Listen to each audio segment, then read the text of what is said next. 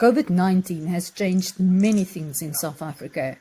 Here, in the Greater Tzaneen Municipality of South Africa's Northern Limpopo province, the mayor's voice comes from a drone in the sky, warning about the potentially vital virus. With only 3 hospitals in the entire district, extensive coronavirus prevention efforts are needed, says Mayor Marize Mangena. We are able to access our people. A drone, when it flies, when it hovers above the communities, it fascinates, it intrigues people. People want to listen, people want to hear. What is the message that is being said? A licensed drone service provider is carrying out the messaging at potential coronavirus hotspots under the direction of the South African Police and with the guidance of the municipality's COVID-19 committee.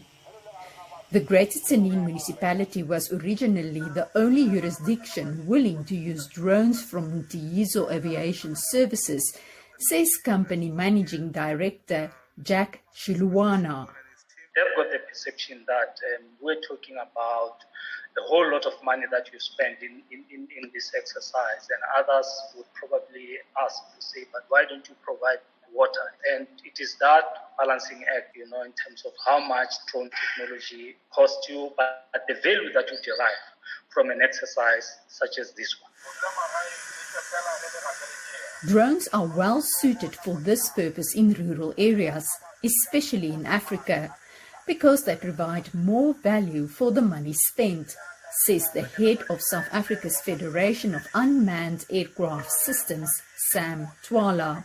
In Africa, that's where drones are going to find better use compared to even other areas in the world or other countries in the West, simply because of that particular challenge that we might have. And when it comes to things like your cost, that's where actually drones add much more value, because drones offer that advantage where you can tactically, place your people. It seems that the spreading of the message about COVID-19 prevention has helped in the Tzaneen region, says a local journalist. I believe it helped. And I believe that without the drones broadcasting these messages to the people in the far-off areas, they wouldn't have known. So far, just 1 case of coronavirus infection has been reported in the Greater Tzaneen Municipality. Marize de Klerk for VOA News, Johannesburg, South Africa.